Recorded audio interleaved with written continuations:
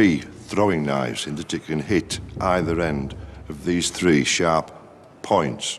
If you throw this at anything, except for the small blind spot, if it hits the handle, it will literally injure or kill anyone that's in front of you. The knife could also have been used in hand-to-hand combat. When you were faced with this, at about 3 to 4 feet from you, the warrior could literally hack, chop, slice the groin, take your head in there, pull you back. It is the Swiss Army knife of the African warrior. But John's investigations reveal another, more startling capability of this deadly weapon.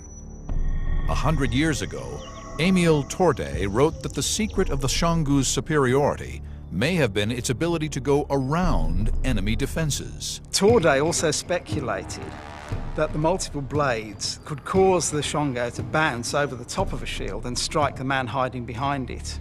Improbable though it sounds, did these ancient warriors develop a weapon that could get behind an enemy shield?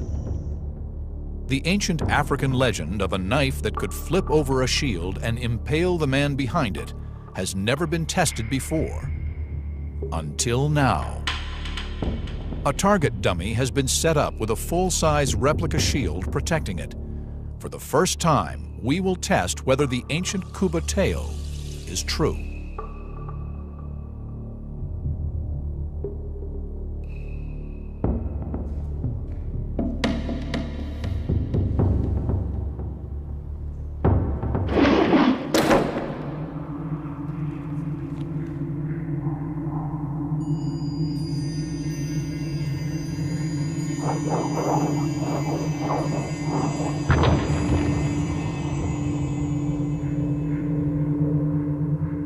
What happened then is the knife came over the top of the shield. As you can see, it's curled round the shield, over the top, straight into his arm. He's out of action. It proves that this could hook over a shield. The unique shape and positioning of the knife's blades means that when thrown at a precise angle, it hooks onto the enemy shield and continues spinning, taking it over the shield and into an opponent. To face this in a battle would have been a terrifying experience. There would have been numerous knives being thrown at you. You would literally be hiding behind a shield, but these could come round the side at any oblique angle. Over 500 years ago, the Kuba Bushong invented an amazing weapon that could get behind an enemy's defense.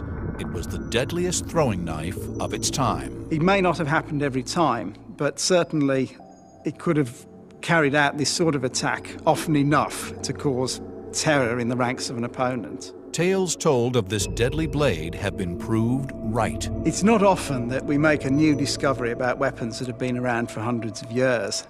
But when it does happen, it can give us an entire new insight into ancient history. The Xionggu proved so lethal a weapon that in the 17th century it was banned by the king of the Kuba. It's perhaps because he deemed it the most ferocious kind of weapon that they had, and therefore, in order to stop kind of possible violence erupting in his kingdom, he banned it, as opposed to the use of swords or spears or other more conventional weapons. This deadliest of throwing knives disappeared into African legend, along with the knowledge of its extraordinary capabilities, until today. Our next ancient record breaker is a primitive weapon that started a process of development that changed the world of warfare. We have tracked down the ancient world's deadliest fruit. Not a poison, but a firearm. It was a simple fruit that, with the addition of human ingenuity, can lay claim to being one of the world's first guns.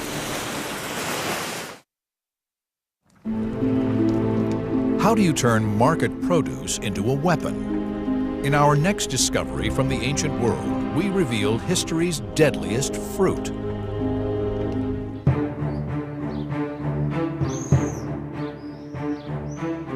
In the 10th century AD, the Chinese put gunpowder and weapons together for the first time and created a revolution in warfare.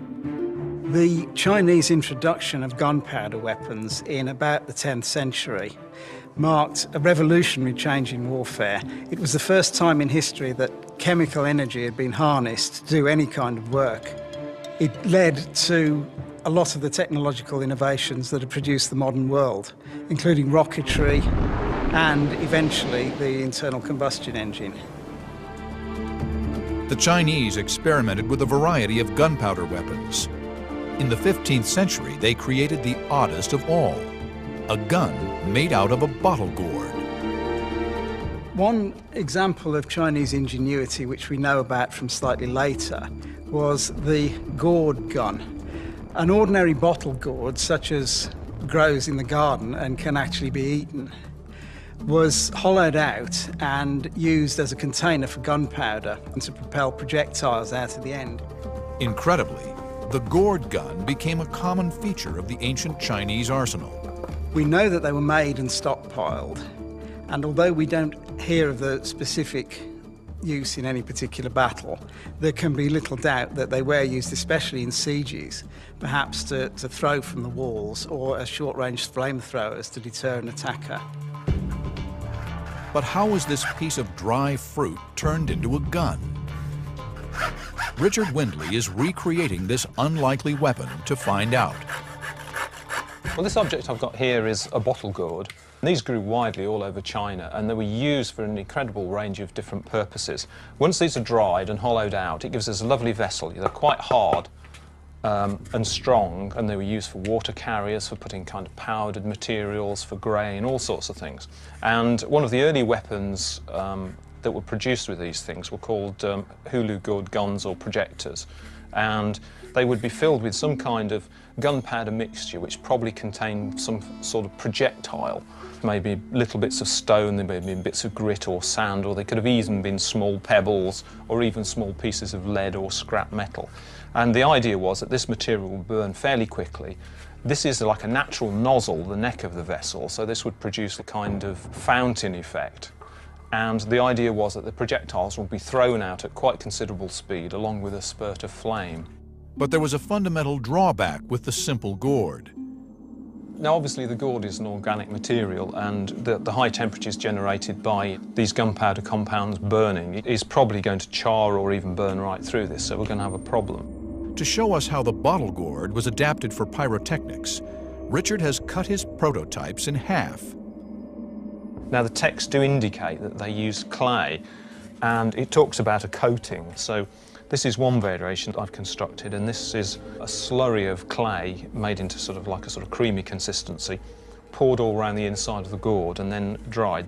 This would give some kind of refractory coating on the inside which would prevent the gourd from burning through. It might still char the material of the gourd a little bit, but it's like a kind of barrier between the intense heat of the gunpowder and the kind of organic material that the gourd is made from.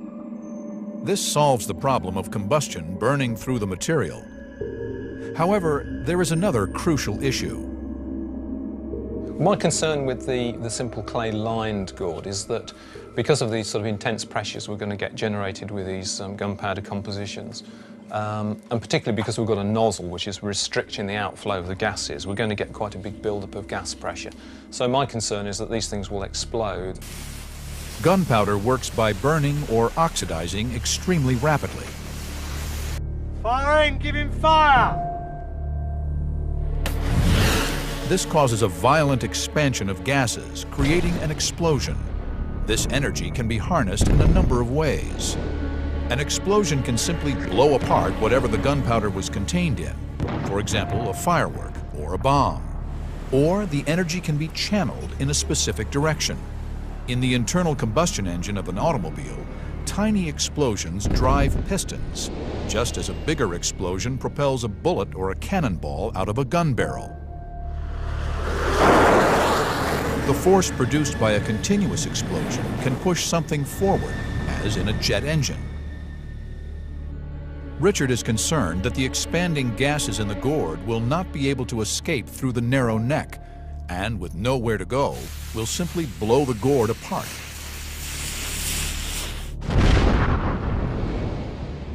What engineering solution could the ancient Chinese have found for this fundamental problem? As an alternative, I've come up with another system whereby the gourd is almost entirely filled with like a sort of solid material, the gourd then will constrain this material. The whole thing will be very strong. It also has the benefit of leaving us with a cylindrical hole down the middle of the gourd, which is incredibly useful in terms of ramming the gunpowder, because this means we can compact it, we can slow down the burn rate, we can incorporate different sorts of projectiles into it. Based on the ancient Chinese texts, Richard has built working models of these two versions of the gourd gun. What we need to do now is to load these with a composition and take them to a secure site and test them and see how the two different methods compare. Richard has come to our secure testing grounds to fire the gourd guns. Can Richard discover whether they would have been effective on an ancient battlefield? First, he will test the gourd, which has been simply lined with clay. Okay, so what I've got here is the first variation of the gourd. This is the one where we've got a thin clay lining on the inside of the gourd. It's been like a slurry applied to it and then dried. And we're hoping this will act as a refractory material which will prevent the gourd from burning. However, I'm really quite concerned about this one in terms of its performance, because we can't ram the pyrotechnic mixture. So unless they were using a very, very slow kind of gunpowder or mixture, there's a fair chance that this could explode. All clear! Will the gourd and its thin lining of clay contain the force of the gunpowder? Or will it explode, as Richard predicts?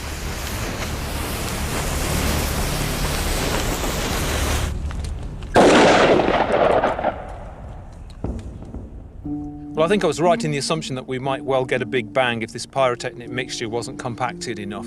There's no point in taking out your own personnel. It's a self-defeating piece of equipment if that happens. So I think we need to go on to plan B, and we'll try the other method where we've left a cylindrical hole down the gourd and we've been able to ram the powder to compact it to slow down the burn rate. And hopefully we'll get a similar amount of energy to the explosion, but we'll get a prolonged period of time over 20 or 30, maybe seconds if we're lucky, rather than just that one sudden bang. Will the second version of the gourd gun have any range or direction? The second gourd gun creates an impressive fountain of exploding gunpowder. If there were projectiles in the mix, the enemy would be faced with a volley of primitive shrapnel. Now, these wouldn't come out at very high velocity, but they could still do damage, they could still blind people. So these would have been very, very nasty. Richard has discovered that the gourd gun can be easily handled. Ancient Chinese commanders would have been able to equip entire armies with these primitive handguns. You wouldn't want that plume of flame coming at you if you were trying to scale, say, the walls of a fortification of a castle, and you were just getting to the top of the ramparts and suddenly a whole spurt of this flame came at you. You wouldn't want to be there. So in terms of defensive weapons, they were probably very effective. And of course on the battlefield, a whole troop of people wielding these things would quickly make inroads into the enemy ranks. With a few simple modifications, the gourd was turned into a cheap and effective fighting tool and became one of the forerunners of the modern gun. In a sense, you could say that the gourd was the first step on the way to the gun. It's fairly rudimentary and it is still more related to a firework than the gun proper, but you can see the genesis of the gun in the fire gourds. The gourd gun has moved on, but some chemical discoveries are still with us. The most expensive commodity in the ancient world, it is still the most expensive today, more than gold, platinum, or even diamonds. Tyrian purple was a pigment made to dye the clothes of Roman emperors. It was made from old shellfish, and it costs over $50,000 for 1 single ounce.